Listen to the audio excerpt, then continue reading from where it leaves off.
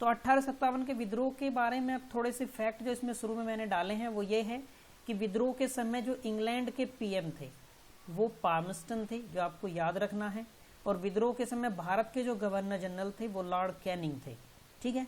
और विद्रोह के समय जो कंपनी के मुख्य सेनापति थे वो जॉर्ज एनीसन थे। इसमें 2 क्वेश्चन स्टेट पीसीएस ने पूछे हैं कि विद्रोह के समय कौन मुख्य सेनापति था और विद्रोह प्रारंभ होने के बाद जो नियुक्त सेनापति था वो कौन था, ठीक है। तो विद्रोह के समय जो था वो जॉन एनीसन था और विद्रोह प्रारंभ होने के बाद जो सेनापति नियुक्त हुआ था वो कैंपबेल था, ठीक है। और विद्रोह के समय भारत का सम्राट कौन था, वो बहादुर शाह जफर थे, ठीक है। तो हम इस विद्रोह को समझने के लिए हम देखते हैं कि हम इसको कैसे कैसे मैंने इसको कैटेगरी में किया हुआ है, जिसके हिसाब से हम इसको पूरे को कवर करेंगे। पहले हम देखेंगे इसमें स्वरूप क्या थे, फिर कारण क्या रहे विद्रोह के, विद्रोह का प्रारंभ कैसे हुआ और विद्रोह का प्रसार और पतन कैसे हुआ, असफलता के क्या कारण रहे, विद्रोह का क्या महत्व रहा और विद्रोह के क्या परिणाम हुए, ठीक है। इन्हीं 7 पॉइंट में मैंने इसको पूरा कवर किया हुआ है, जो आपके लिए लाभदायक होगा। और ये एक बेहतर तरीका है किसी भी चीज को करने का कि आप उसको पॉइंट में डिवाइड कर लीजिए, ठीक है। तो मैंने पूरी कोशिश की है ताकि इसमें कुछ ना छूट पाए, ठीक है। अब चलिए एक एक करके हम स्टार्ट करते हैं। सबसे पहले देखेंगे हम स्वरूप क्या रहे। स्वरूप में देखते हैं कि लॉरेंस सीले, ट्रेवेलियन, माल्सन, टी.आर. होम्स और जो जितने भी अंग्रेज इतिहासकार थे इन्होंने इसे सैनिक विद्रोह कहा, ठीक है। ये केवल इंपॉर्टेंट नाम मैंने इसमें लिए हैं जो अब तक पूछे गए हैं, बाकियों को मैंने छोड़ दिया है इस आदि में, ठीक है। तो जो इंपॉर्टेंट है वही पूछे गए हैं। अगर यहाँ से स्वरूप के बारे में पूछा गया तो इन्हीं में से पूछा जाएगा, ये भी तय है, ठीक है। अब ये थे लॉरेंस सीले, ट्रेवेलियन, माल्सन, टी.आर. होम्स, ऐसे अंग्रेज थे जिन्होंने इसे सैनिक विद्रोह कहा था। और जो भारत के लोग थे जैसे दुर्गादास बंदोपाध्याय और सैयद अहमद खां, इन्होंने भी इसको सैनिक विद्रोह कहने में उनके साथ में सहमति दी थी अपनी, ठीक है। ये सैयद अहमद खां जो थे ये विद्रोह के समय बिजनौर के सदर अमीन पद पर थे। इन्होंने अपनी एक किताब लिखी थी, ये किताब का नाम है an essay on the cause of Indian revolt, जिसमें इन्होंने इसे सैनिक विद्रोह कहा था, ठीक है। आगे देखते हैं अगला क्या पॉइंट आता है। 1857 के विद्रोह को सैनिक विद्रोह कहना ठीक नहीं। देखिए पहली बात तो ये है कि सबने अपना अपना मत दिया है इसके बारे में। कुछ ने इसे सैनिक विद्रोह कहा है, कुछ ने इसे कह दिया कि धर्मांधों का ईसाइयों के विरुद्ध युद्ध है, कुछ ने षड्यंत्र कहा है। तो ये ऐसा इन्होंने क्यों कहा, ठीक है। तो अंग्रेज जो थे उनको लंदन में अपनी सरकार को जवाब देना था, तो उन्होंने क्या किया है, उन्होंने कहा कि जो हमारे सैनिक हैं वो कम वेतन वगैरह की वजह से विद्रोह कर रहे हैं, ठीक है। तो उन्होंने इसे केवल सैनिक विद्रोह कहा, जबकि ऐसा नहीं था। सैनिक विद्रोह का मतलब होता कि इसमें केवल सैनिक भाग लेते, जबकि अधिकांश स्थानों पर क्या हुआ था, इसमें जनता ने हिस्सा लिया था, तभी ये इतना बड़ा विद्रोह हुआ था, क्योंकि जनता ने इसमें हिस्सा लिया था, ठीक है। तो सैनिक विद्रोह कहना तो इसे एकदम से गलत है, क्योंकि जनता ने इसमें हिस्सा लिया था। वहीं जो एल.आर. रीज हैं इन्होंने कहा यह धर्मांधों का ईसाइयों के विरुद्ध युद्ध है, ठीक है। और टी.आर. होम्स जो थे, इन जनाब ने कहा कि बर्बरता तथा सभ्यता के बीच युद्ध है। अब ये सभ्यता यहाँ खुद को बता रहे हैं और बर्बर कह रहे हैं भारतीयों को। वहीं एल.आर. रीज धर्मांध कह रहे हैं भारतीयों को और ईसाई तो वो खुद को ही कह रहे हैं, ठीक है। एक व्यक्ति थे बेंजामिन डिज़रायली, इन्होंने इसको राष्ट्रीय विद्रोह कहा, ठीक है। इनका कहने का तर्क ये था कि ये राष्ट्रीय विद्रोह इसलिए है क्योंकि कभी भी ऐसा नहीं रहा कि केवल सिपाही इसमें शामिल थे, बल्कि इसमें जनता थी, राजमहलों के लोग थे और देसी रजवाड़े, देसी रियासतें इसमें शामिल थी। तो बेंजामिन डिज़रायली ने कहा नहीं नहीं, ये राष्ट्रीय विद्रोह था, ठीक है। जो अशोक मेहता थे भारतीय, उन्होंने अपनी किताब लिखी द ग्रेट रिबेलियन, और इन्होंने भी इसको राष्ट्रीय विद्रोह कहा और अपने समर्थन में इन्होंने भी वही तर्क दिए, क्योंकि इसमें जनता ने हिस्सा लिया, इसमें राजमहलों की भूमिका थी, देसी रजवाड़ों की भूमिका थी, ठीक है। वी.डी. सावरकर, ये पॉइंट आपको बहुत ज्यादा याद रखना है। वी.डी. सावरकर ने 1909 में लिखित अपनी पुस्तक the Indian war of independence 1857 में इसे वी.डी. सावरकर ने कहा कि ये पूरी तरीके से सुनियोजित स्वतंत्रता संग्राम था, ठीक है। इन्होंने कहा कि ये पूरी तरीके से सुनियोजित था और स्वतंत्रता संग्राम था, ठीक। जो एस.एन. सेन थे, एस.एन. सेन से भारत सरकार ने कहा कि तुम एक काम करो, सरकारी इतिहास लिखो भारत सरकार की तरफ से 1857। तो इन्होंने लिखी किताब, जबकि एस.एन. सेन से पहले सरकार ने आर.सी. मजूमदार से कहा था, ठीक है। आर.सी. मजूमदार से कहा गया था कि आप 1857 के विद्रोह पे सरकारी इतिहास लिखो, लेकिन इन्होंने मना कर दिया, ठीक है, इनका मना करने का अपने निजी कारण कोई हो सकता है, लेकिन इन्होंने फिर बाद में स्वतंत्र रूप से अपनी एक किताब लिखी जिसका नाम था the sepoy mutiny and the rebellion of 1857, जो 1957 में प्रकाशित हुई थी। इस किताब में इन्होंने जो निष्कर्ष निकाला था, इस किताब में इन्होंने कहा कि यह तथाकथित प्रथम राष्ट्रीय स्वतंत्रता संग्राम ना तो यह पहला था, ना ही यह राष्ट्रीय था, और ना ही यह स्वतंत्रता संग्राम था। ठीक है, इन्होंने कहा कि ना तो यह पहला था, ना ही यह राष्ट्रीय था, और ना ही स्वतंत्रता संग्राम था। इनका कहने का मतलब यह था कि पहला तो इस वजह से नहीं था क्योंकि इससे पहले भी विद्रोह हुए थे। ठीक है, 1806 में हुआ था, 1824 में हुआ था, 1764 में हुआ था, तो ये पहला तो इस वजह से नहीं था। दूसरा, इन्होंने कहा ये राष्ट्रीय इसलिए नहीं था क्योंकि पूरे देश ने इसमें हिस्सा नहीं लिया था।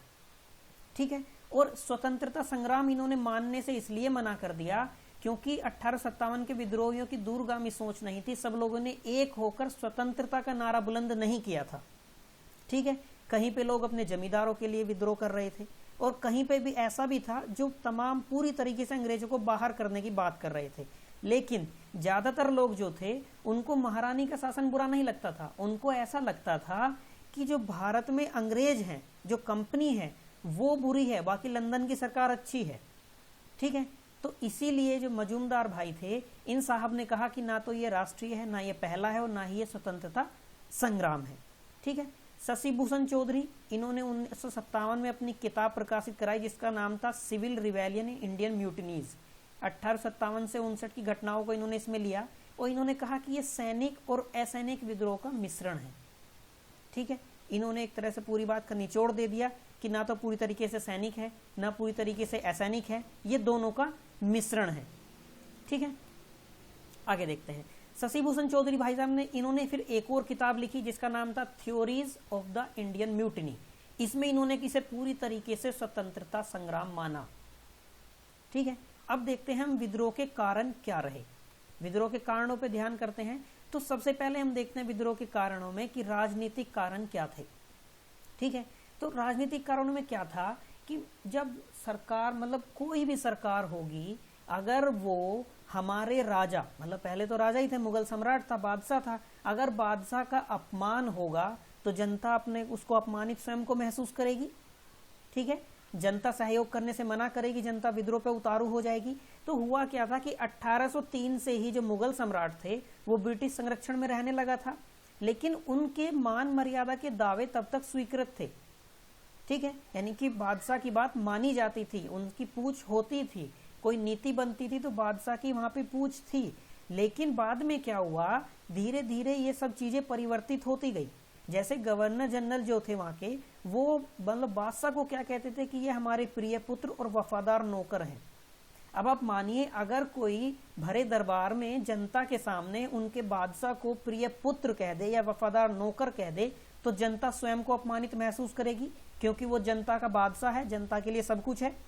ठीक है, अब कि मुगल सम्राट कैसे थे वो बाद की बात है, वो दूसरा पॉइंट है, लेकिन जनता ने स्वयं को अपमानित महसूस किया।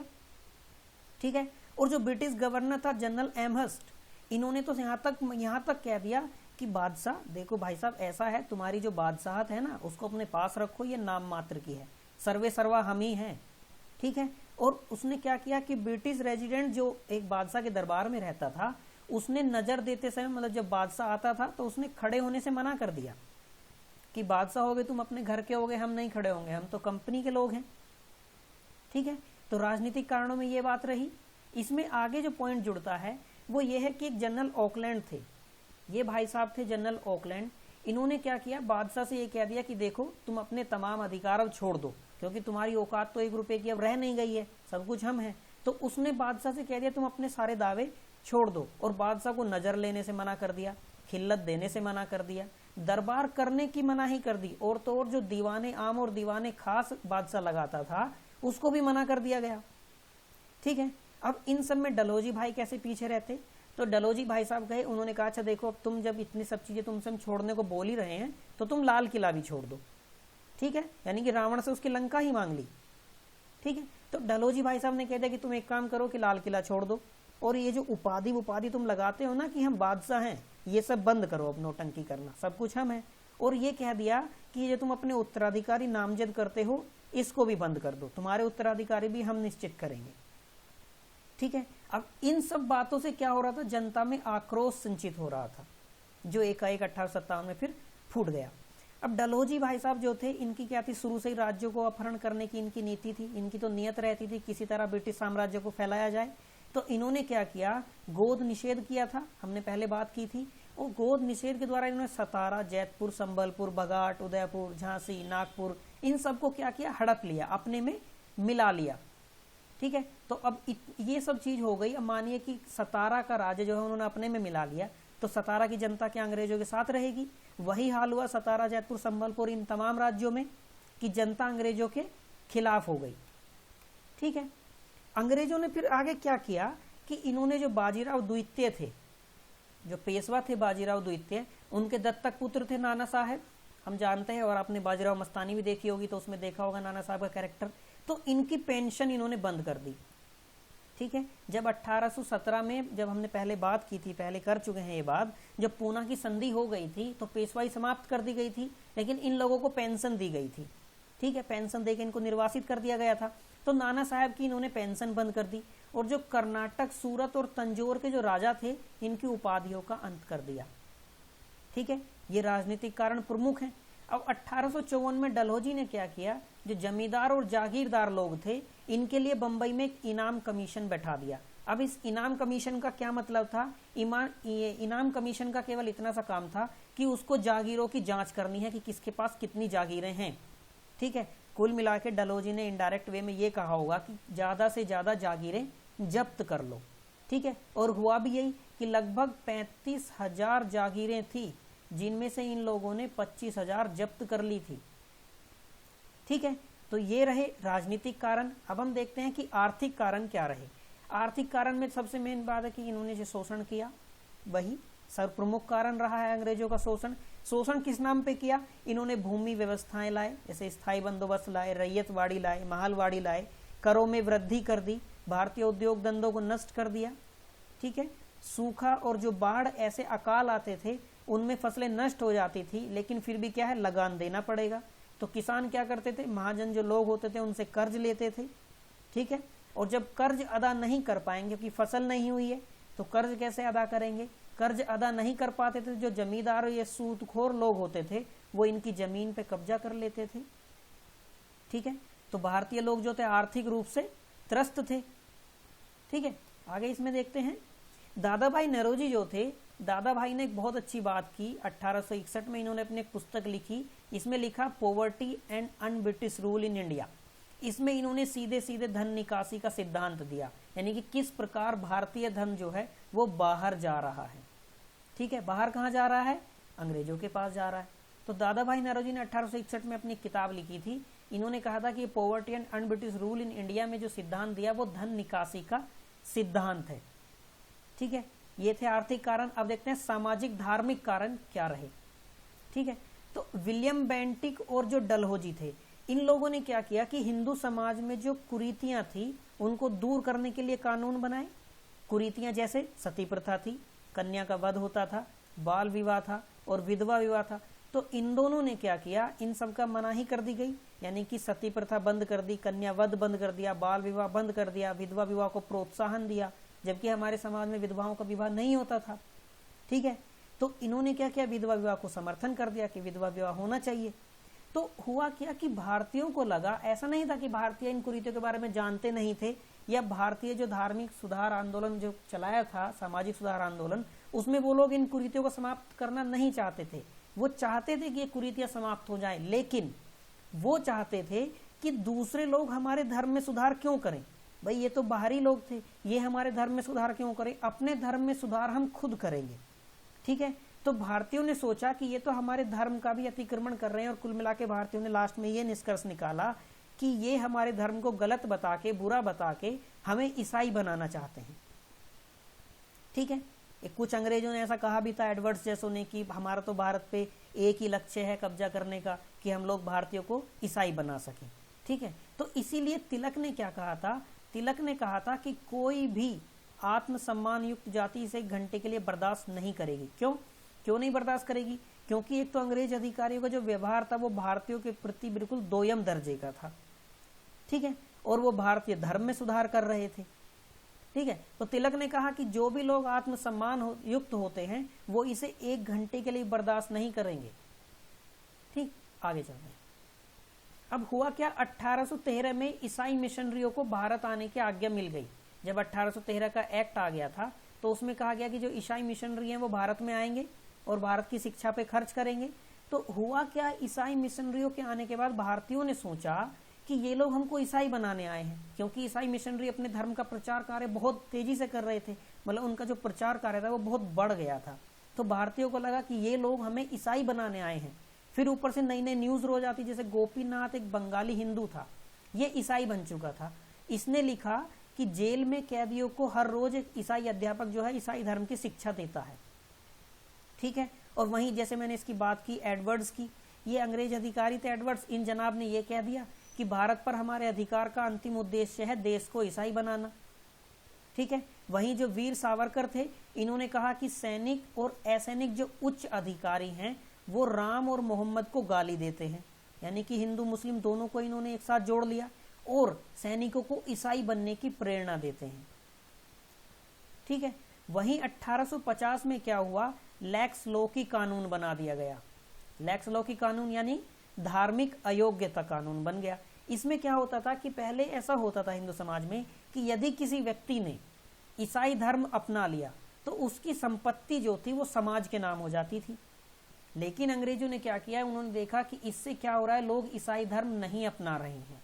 ठीक है, तो वो लैक्स लॉ की कानून लेके आ गए, जिसमें उन्होंने स्पष्ट रूप से ये बात लिख दी कि यदि कोई व्यक्ति ईसाई धर्म स्वेच्छा से अपनाता है तो उसको उसकी संपत्ति से नहीं बहिष्कृत किया जाएगा और ना ही समाज उसका बहिष्कार करेगा।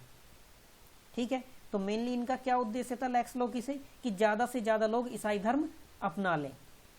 ठीक, आगे बढ़ते हैं हम सैनिक कारणों की तरफ कि सैनिक कारण क्या रहे, विद्रोह के सैनिक कारण क्या रहे। तो जो ये कॉर्नवालिस भाई साहब थे, इनकी आंग्लीकरण की नीति थी। ठीक है, पूरी तरीके से, मतलब होता क्या था कि जो लोग ईसाई धर्म कबूल कर लेते थे उनकी पद वृद्धि हो जाती थी, पदोन्नति हो जाती थी, हमने पहले बात की है ऐसी। ठीक है, और जो बंगाल सेना थी, एक तो ये बंगाल सेना जो रेजिडेंट थी वो सबसे बड़ी थी। ठीक है, और इसमें जो अधिकांश सैनिक थे वो ब्राह्मण या राजपूत थे, है ना, यानी कि सेना में जो अनुपात था, होता क्या था कि 5 भारतीय हैं और 1 अंग्रेज है। ठीक, तो अब धीरे धीरे क्या होगा, विद्रोह होना स्टार्ट होगा, क्योंकि एक तो संख्या भी इनकी ज्यादा है, दूसरा इतना ज्यादा भेदभाव हो रहा है, दोयम दर्जे का व्यवहार हो रहा है। ठीक है, तो सेना में जो प्रथम धार्मिक विरोध हुआ था वो 1806 में वेल्लोर में हुआ था। ये इंपॉर्टेंट फैक्ट है, आपको याद रखना है। हुआ किस लिए था, ये इसलिए हुआ था कि जो ब्राह्मण थे उनको कह दिया कि तुम माथे पर तिलक नहीं लगाओगे, जो सिख थे उनसे कह दिया तुम पगड़ी नहीं बांधोगे। ठीक है, इस प्रकार की रोक लगा दी गई। एक अन्य जो धार्मिक विरोध हुआ था वो 1824 में हुआ था, बैरकपुर में। आपको ये याद रखना है 1824, और याद रखना है कौन सी रेजिमेंट ये थी। तो ये 47वीं रेजिमेंट थी। इन लोगों ने क्या किया था, बर्मा जाने से इनकार कर दिया था। दरअसल क्या था कि हम लोग ऐसा मानते थे कि समुद्र पार जाने से हमारा धर्म जो है वो भ्रष्ट हो जाएगा। ठीक है, तो इन लोगों ने क्या किया, बर्मा जाने से इनकार कर दिया। तो ये धार्मिक विरोध हुआ कि हमारा धर्म भ्रष्ट हो जाएगा। ठीक है, आगे देखते हैं। और फिर एक जो दुगना भत्ता के लिए जो विरोध हुआ था, इसमें दुगना वेतन भत्ते के लिए 1844, इसमें भी आपको ये रेजिमेंट बहुत ज्यादा याद रखनी है। फिरोजपुर की ये थी, 64वीं रेजिमेंट थी। इन्होंने दुगना वेतन भत्ते के विरोध में किया था 1844 में कि भाई हमें कम वेतन देते हो और अंग्रेजों को ज्यादा वेतन देते हो। ठीक है, तो इन्होंने अपने वेतन भत्ते बढ़ाने की बात की थी। फिर रही सही कसर जो पूरी हो गई वो 1854 में डाकघर अधिनियम से हो गई। इससे क्या हुआ कि जो सैनिकों को पहले निःशुल्क डाक सुविधा प्राप्त होती थी कि तुम बिना पैसे की डाक सुविधा ले सकते हो, वो समाप्त कर दी गई। ठीक है, और 1856 में कैनिंग भाई साहब ने ये भारतीयों की बात को ध्यान में रखते हुए कि ये दोबारा ना समुद्र पार जाने से मना कर दें, एक सेना भर्ती अधिनियम पारित कर दिया। इसके अनुसार क्या कह दिया गया कि उसमें एग्रीमेंट में साफ साफ लिख दिया गया कि सैनिकों को जहां जरूरत होगी वहां भेजा जाएगा और वो लोग मना नहीं करेंगे। ठीक है, तो अब क्या हुआ कि अब सैनिक समुद्र पार जाने से मना नहीं कर सकते थे। ठीक है, ये ऐसा एग्रीमेंट में करा दिया और उनके साइन ले लिए गए। ठीक है, अब जो तात्कालिक कारण रहा वो बहुत इंपॉर्टेंट है। ये तो पूछा भी है, यूपी ने भी हाल फिलहाल लास्ट ईयर के किसी पेपर में पूछा है कि तात्कालिक कारण क्या था। तो तात्कालिक कारण था कि जो राइफल थी ब्राउन बेस, उसके स्थान पे एक नई राइफल इंट्रोड्यूस की गई थी, उसका नाम था न्यू इनफील्ड। ठीक है, इसमें क्या था, इसमें शुरुआत में एक अफवाह फैली कि उसमें गाय और सुअर की चर्बी लगी है। होता क्या था कि इसमें कारतूस डालने के लिए उसे पहले मुंह से खींचना पड़ता था और फिर डालना पड़ता था। ठीक है, तो ये अफवाह उड़ी शुरुआत में कि उसमें जो है सुअर और गाय की चर्बी लगी हुई है, जिससे क्या होगा, भारतीयों का धर्म भ्रष्ट हो जाएगा।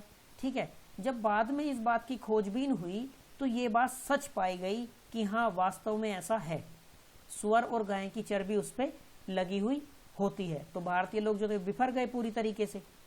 ठीक है, और विद्रोह का प्रारंभ हो गया। ठीक, विद्रोह के प्रारंभ में हम देखते हैं कि 23 जनवरी 1857 को जो दमदम के सैनिकों ने, इन्होंने क्या किया, हम कारतूस का प्रयोग नहीं करेंगे, मना कर दिया। और फिर इसके जस्ट 1 महीना 3 दिन बाद 26 फरवरी से मतलब 1857 में बहरामपुर के सैनिकों ने भी यही कह दिया कि हम इन कारतूसों का प्रयोग नहीं करेंगे, और यानी कि विद्रोह की सुगबुगाहट शुरू हो गई।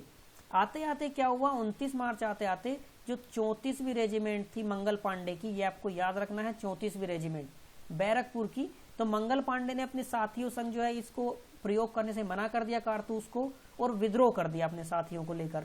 और विद्रोह में उन्होंने क्या किया कि लेफ्टिनेंट बाग ने उन्हें रोकने की कोशिश की तो उसको गोली मार दी, उसकी हत्या हो गई। और सार्जेंट जो ह्यूरसन थे, इनको भी गोली मारी, लेकिन इनकी बाह में गोली लगी और ये बच गए। तो अंततः क्या हुआ, मंगल पांडे भागते फिरते बचते छुपते फिरे, लेकिन उनको अंत पकड़ लिया गया और 8 अप्रैल को फांसी दे दी गई। मंगल पांडे की फांसी से उनके साथियों पर यह प्रभाव पड़ा कि अब उन्होंने सोचा कि किसी तरीके से बदला लिया जाएगा मंगल पांडे का। ठीक है, 24 अप्रैल 1857 को क्या हुआ, मेरठ के सैनिकों ने भी यही कहा कि चर्बी लगे कारतूस हैं और हम इनका इस्तेमाल नहीं करेंगे। ठीक है, तो अब अंग्रेजों को लगने लगा कि ये तो धीरे धीरे हर जगह के लोग मना कर रहे हैं। अब ये जो टाइम है ना, 23 जनवरी, फिर 26 फरवरी, फिर 29 मार्च, ये जो एक एक महीना लग रहा है वो इसलिए क्योंकि इनके पास उस समय कम्युनिकेशन के इतने अच्छे संसाधन नहीं थे, चिट्ठी आया जाया करती थी। तो धीरे धीरे सबको पता चला, जैसे जिसको पता चला उसने उनका प्रयोग करने से मना कर दिया। ठीक है, तो अंग्रेजों ने अब क्या किया कि सैनिकों को सजा दी जाए। तो उन्होंने 9 मई 1857 को जो सैनिक थे, 88-90 सैनिक थे, इन लोगों को 10 साल की सजा सुना दी। अब इन लोगों को सजा सुनानी थी कि भारतीय सैनिकों का खून खोल गया। ठीक है, मेरठ में जो सैनिक थे, अब सोचिए कि 5-1 का अनुपात है लगभग हर जगह, तो भारतीय सैनिक तो अधिक संख्या में है ही। अगर सब लोग एकजुट हो गए तो अंग्रेजों का क्या हाल करते, और वही हुआ। 10 मई को क्या हुआ कि मेरठ में जितनी भी सेना थी, तमाम सेना ने विद्रोह कर दिया और अंग्रेजों पे गोलियां चला दी। और जो इनके साथी जिनको 10 साल की सजा सुनाई गई थी, उनको मुक्त करवाकर ये लोग दिल्ली की ओर निकल पड़े कि आर पार की लड़ाई होगी। ठीक है, ये विद्रोही 11 मई को दिल्ली पहुंच गए और इन्होंने 12 मई को दिल्ली पे अपना अधिकार कर लिया। जितने भी अंग्रेज दिल्ली में थे उनको मार भगाया और दिल्ली पर अधिकार कर लिया, और अंततः आकर बहादुर शाह द्वितीय को अपना सम्राट घोषित कर दिया। ये एक प्रतीकात्मक था, क्योंकि जनता बहादुर शाह से अपना जुड़ाव, एक मुगल सेनापति मतलब मुगल बादशाह से अपना जुड़ाव महसूस करती थी। तो ये प्रतीकात्मक रूप से इन्होंने इनको अपना सम्राट घोषित कर दिया कि हम इनके नेतृत्व में हैं। ठीक है, अब अंग्रेजों ने क्या किया, अंग्रेजों ने और सेना बुलाई और 20 सितंबर को दिल्ली पर फिर से अपना अधिकार कर लिया। लेकिन यहाँ क्या हुआ कि जॉन निकोलसन मारा गया। ठीक है, ये कभी कभी मिलान के लिए आ जाता है कूट में कि कौन सा सेनापति अंग्रेजों का कहाँ मारा गया, तो ये तमाम आगे आएंगे। जैसे जॉन निकोलसन, याद रखना है कि जॉन निकोलसन दिल्ली में मारा गया। ठीक है, अब जो हडसन था, हडसन ने बहादुर शाह को हुमायूं के मकबरे में गिरफ्तार कर लिया और उसे रंगून निर्वासित कर दिया गया, जहां बेचारे की 1862 में मृत्यु हो गई। बादशाह ने सोचा होगा मैंने तो कुछ किया भी नहीं, इन लोगों ने कहा ये हमारे बादशाह हैं, सम्राट है, मैं मान गया। लेकिन इसका मतलब ये थोड़ी ना कि रंगून निर्वासित कर दो।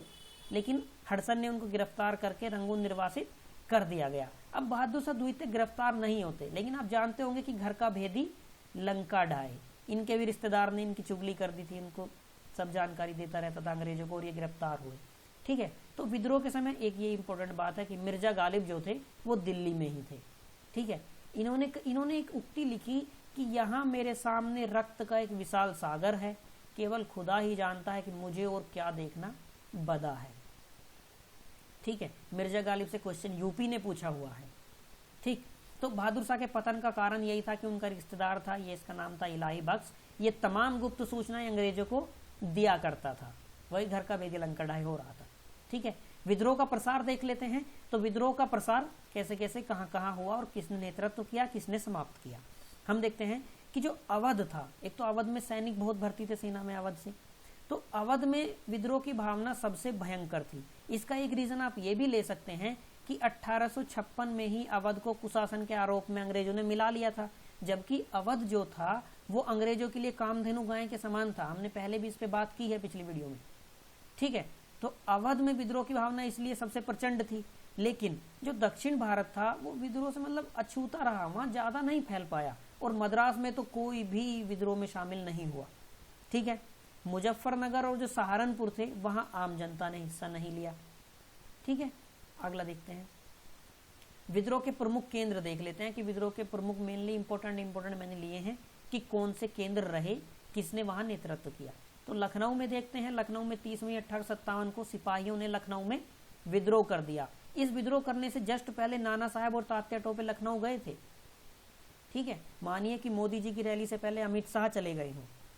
ठीक है, तो लखनऊ में क्या हुआ था कि तात्या टोपे और नाना साहब वहां गए और सिपाहियों को मोटिवेट किया, और 30 मई को सिपाहियों ने विद्रोह कर दिया। 4 जून को क्या हुआ, बेगम हजरत महल थी, इन्होंने विद्रोह की कमान संभाल ली और अपने अल्पवयस्क पुत्र, इसका नाम था ब्रिजेश कादिर, इसको नवाब घोषित कर दिया। ठीक है, अब लखनऊ में जो चीफ कमिश्नर थे, ठीक है, ये लॉरेंस भाई साहब जो थे ये मारे गए लखनऊ में। ये आपको याद रखना कि लॉरेंस कहाँ मरे, तो लखनऊ में अपनी रेजिडेंसी की रक्षा करते हुए ये मर गए। फिर क्या हुआ, अंत में मार्च 1858 में कैंपबेल ने यहाँ के विद्रोह को समाप्त कर दिया और लखनऊ पर पुनः कब्जा कर लिया गया। जो हजरत महल थी, इनसे कहा गया कि आप आत्मसमर्पण कर दीजिए, लेकिन इन्होंने आत्मसमर्पण करने से मना कर दिया और ये यहाँ से नेपाल चली गई। ठीक है, अगला देखते हैं कानपुर में क्या कहानी थी। तो कानपुर में जो है विद्रोह का नेतृत्व अंतिम पेशवा जो बाजीराव द्वितीय के दत्तक पुत्र नाना साहब थे, जिनकी पेंशन बंद कर दी गई थी, इन्होंने किया, और इनकी तरफ से लड़ने की जिम्मेदारी जो थी वो तात्या टोपे की थी। तो कानपुर जो था, कानपुर में तात्या टोपे के नेतृत्व में अंग्रेजों के हाथ से 5 जून 1857 को कानपुर निकल गया। ठीक है, लेकिन अंत क्या हुआ, अंग्रेज क्या करते थे, संयुक्त सेना फिर बुलाते थे। तो हैवलॉक के अधीन एक सेना कानपुर पहुंची और फिर 20 जुलाई को जनरल नील भी कानपुर आ गया और कानपुर पर फिर से कब्जा कर लिया, लेकिन पूर्ण रूप से नहीं हुआ था। अंततः 16 सितंबर को कानपुर पर पूरी तरीके से अंग्रेजों का फिर से अधिकार हो गया। ठीक है, तात्या टोपे नाना साहब की ओर से लड़ दिए रहे थे। तो तात्या टोपे को जो सिंधिया के सामंत थे मान सिंह, ठीक है, इन्होंने अप्रैल 1859 में इनको धोखे से अंग्रेजों के हाथों पकड़वा दिया और इनको फिर फांसी दे दी गई। ठीक है, अब चलते हैं झांसी की तरफ। झांसी किसने नाम नहीं सुना होगा, रानी लक्ष्मीबाई का। तो 5 जून 1857 को विद्रोह प्रारंभ हुआ। रानी ने बहुत संघर्ष किया। रानी पहले ग्वालियर थी, उससे पहले कालपी में थी, कालपी में पराजित हुई, लेकिन आत्मसमर्पण करने से मना कर दिया। फिर ग्वालियर पहुंची, ग्वालियर में भी इनको पराजय का सामना करना पड़ा। तो हुआ क्या था कि रानी एक सेना से पराजित नहीं हुई, ये ह्यूरोज और स्मिथ इन दोनों की संयुक्त सेना ने मिलकर रानी को पराजित किया और रानी वीरगति को प्राप्त हो गई बहादुरी से लड़ते हुए। ठीक है, आगे देखते हैं बिहार में क्या था, ये बहुत ज्यादा इंपॉर्टेंट है यहाँ पे, कुंवर सिंह। ठीक है, तो बिहार में शाहाबाद, पटना और गया जिले जो थे विद्रोह के प्रमुख केंद्र थे। शाहाबाद जिले के जगदीशपुर के 80 वर्षीय कुंवर सिंह, आप सोचिए आज की डेट में 80 साल में लोग मर जाते हैं, और यहाँ कुंवर सिंह ने अंग्रेजों को कई बार पटकनी दी। ठीक है, तो कुंवर सिंह ने कई बार अंग्रेजों को हराया और ये एकमात्र ऐसे वीर थे जो अंग्रेजों से पराजित नहीं हुए और जो अंततः अपनी मौत स्वयं मरे। ऐसा इनके बारे में कहा जाता है कि ये एक युद्ध में अंग्रेजों से लड़ते हुए इनकी बाह में गोली लगी थी और घायल हो गए थे। तो इन्होंने क्या किया, अपना एक हाथ काटकर गंगा में अर्पित कर दिया था और उसके बाद युद्ध लड़ा और उसके बाद भी कई बार अंग्रेजों को हराया एक हाथ से लड़ते हुए। आप सोचिए कितने वीर बहादुर ये रहे होंगे।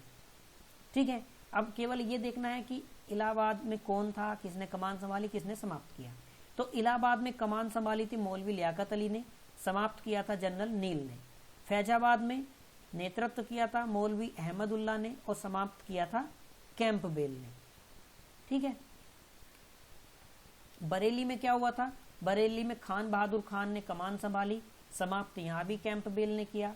मंदसौर में समाप्त करने का कोई किसी का नाम नहीं है, संयुक्त सेनाओं ने आके समाप्त किया था और कमान संभाली थी फिरोज शाह। ठीक है, विद्रोह की असफलता के कारण क्या रहे, इस पे चर्चा बहुत जरूरी है। जैसे विद्रोह का सीमित स्वरूप था, ठीक है, क्योंकि विद्रोह जो था वो हर जगह नहीं फैला था, सब लोगों ने उसमें हिस्सा नहीं लिया था, जनता ने बहुत जगह हिस्सा नहीं लिया था, ठीक है, तो विद्रोह का जो स्वरूप था वो सीमित था। दूसरा कारण रहा कि जो अपने देसी नरेश थे और जो सामंत थे वो लोग विभीषण बन गए, ठीक है, यानी कि वो अंग्रेजों की तरफ थे, ठीक। और एक था कि योग्य नेतृत्व का अभाव, संगठन का अभाव, निश्चित उद्देश्यों का अभाव। इन लोगों को क्या था, एक निश्चित इनका उद्देश्य नहीं था कि हम लोगों को अंग्रेजों को पूरी तरीके से बाहर भेजना है, या हमें केवल अपने जमींदारों का विरोध करना है, या केवल हमें कंपनी का विरोध करना है, ठीक है। दूसरा, इन लोगों के पास साधन भी सीमित थे। जहां अंग्रेजों के पास आधुनिक हथियार थे, इन लोगों के पास आधुनिक हथियार नहीं थे, ना ही संचार के साधन उतने अच्छे थे, ना ही इनके पास वाहन थे। बेचारे भागते छुपते फिरते बहादुरी से लड़ते रहते थे, और यही कारण रहा कि विद्रोह जो है सफल नहीं हो पाया, ठीक है। एक इसमें बात आती है सबसे इंपॉर्टेंट, ये जरूरी है कि जन समर्थन का अभाव रहा इन लोगों के साथ में। जैसे जो शिक्षित वर्ग था वो उदासीन बना रहा, और जो कृषक वर्ग था उसने भी उपेक्षा की। आप आज भी देखिए, आज भी अगर पब्लिक हित में कोई विद्रोह होता है, यदि पब्लिक के हित की बात के लिए कोई विद्रोह होता है, ठीक है, तो अगर आप आज भी देखेंगे कि अगर कोई पब्लिक हित के लिए, लोक हित के लिए कोई आंदोलन होता है, तो उसमें आप देखेंगे कि शिक्षित वर्ग जो है वो अपने को दूर रखना है, अरे छोड़ो ये लोग तो खाली है, इनके पास कुछ काम नहीं है, ठीक है। वहीं जो कृषक लोग होते हैं उन बेचारों की तो मजबूरी है, उनको अपनी खेती से फुर्सत नहीं है। उनको लगेगा कि हम इस विद्रोह में गए, लाठी डंडा पड़ गया, पता लगा 10 दिन अपने खेत पे नहीं जा सकेंगे और फसल बर्बाद हो जाएगी, ठीक है। जबकि 1857 में ये मुद्दा देश हित का था। इन लोगों को प्रथम प्राथमिकता जो देनी थी वो देश को देनी चाहिए थी, अपनी खेती बाद में थी। इन शिक्षित लोगों को भी ये सोचना चाहिए था कि हम देश के लिए लड़े, एकजुट होकर लड़े, लेकिन नहीं, ठीक है। एक था, अगला कारण जो था ये भी जरूरी था कि अंग्रेजों के अनुकूल परिस्थितियां एवं कुशल नेतृत्व। जो अंग्रेजों के पास नेतृत्व करता थे उनके सेनापति, वो बेहद कुशल थे, भारतीयों की तुलना में तो बहुत ज्यादा कुशल थे। और उनके अनुकूल परिस्थितियां कैसे थी कि भाई भारत के जो लोग थे, बहुत से भारत के देसी नरेश रजवाड़े जो थे वो अंग्रेजों की तरफ से लड़ रहे थे, ठीक है। विद्रोह का महत्व क्या रहा, सबसे जरूरी बात आती है, यूपीएससी भी इस पे क्वेश्चन पूछ सकता है कि विद्रोह का महत्व क्या रहा। एक बात तो इस विद्रोह ने भारतीयों को यह बात सिखा दी कि सभी वर्गों के सहयोग, समर्थन और राष्ट्रीयता के बिना आप स्वतंत्रता हासिल नहीं कर सकते, ठीक है। यानी एकता और संगठन का पाठ पढ़ा दिया इस विद्रोह ने। और दूसरा क्या था कि ब्रिटिश सरकार को भी ये लगा कि एक बहुत बड़ा विद्रोह हो गया है, अगर तमाम भारतीय एकजुट हो जाते तो हमारा क्या होता। तो इन्होंने क्या किया कि नहीं, अब हम देश की आंतरिक दशा सुधारने की ओर उन्मुख होंगे, देश की आंतरिक स्थिति सुधारने के लिए काम करेंगे। अगला रहा कि संवैधानिक विकास का सूत्रपात हुआ, जिसके कारण ही आगे चलकर क्या हुआ, भारतीयों को हिस्सा मिलने लगा राजनीति में, ठीक है। और तब भारत में प्रजातांत्रिक शासन का बीजारोपण, ठीक। भारतीयों को भी अब ये होने लगा कि यदि हम ऐसा कर पाए, अंग्रेजों को बाहर निकाल पाए, या हम अपने शासन में हिस्सा ले पाए, सरकार में आ पाए, तो क्यों ना हम प्रजातांत्रिक शासन करेंगे, ठीक है, अंग्रेजों की तानाशाही नहीं होगी। तो विद्रोह के महत्व जो रहे, इन्होंने भारतीयों को आने वाले विद्रोहों के लिए, आप 1942 में जब हम पढ़ेंगे, उसके लिए तैयार किया, ठीक है। ये ठोकर खाकर इस विद्रोह की असफलता से भारतीयों ने बहुत कुछ सीख लिया, ठीक है। विद्रोह के परिणाम क्या हुए, ये बहुत जरूरी है कि विद्रोह के परिणाम क्या निकले। तो एक तो सबसे बड़ा था कि मुगल साम्राज्य का तो अंत कर दिया गया, क्योंकि बादशाह को निर्वासित कर दिया गया था रंगून। दूसरा था कि विक्टोरिया का घोषणा पत्र आया 1 नवंबर 1858 को, जो इलाहाबाद के मिंटो पार्क में पढ़ा गया था। इससे क्या हुआ, इस घोषणा पत्र में साफ साफ लिख दिया गया कि अब शासन की बागडोर क्राउन के हाथों में होगी, कंपनी के पास नहीं होंगे अधिकार, ठीक है। राज्य हड़पने की नीति त्याग दी गई, गोद लेने का अधिकार वापस दे दिया गया, और रजवाड़ों के साथ यथास्थिति बनाए रखी गई। ना तो उनको अपने में मिलाने की बात की गई, उनसे कहा जो आपकी स्थिति है वही बनी रहेगी। और साफ साफ ये कह दिया गया कि अब अंग्रेज भारतीयों के धार्मिक सामाजिक मामलों में हस्तक्षेप नहीं करेंगे। और एक नया पद बनाया गया जो भारतीय राज्य सचिव था, ठीक है। यानी कि भारत के लोगों के लिए एक नए पद का सृजन किया गया जो भारत सचिव होता था, ठीक है। ये जो आज हमने बात की ये पूरा आपका कंप्लीट 1857 है।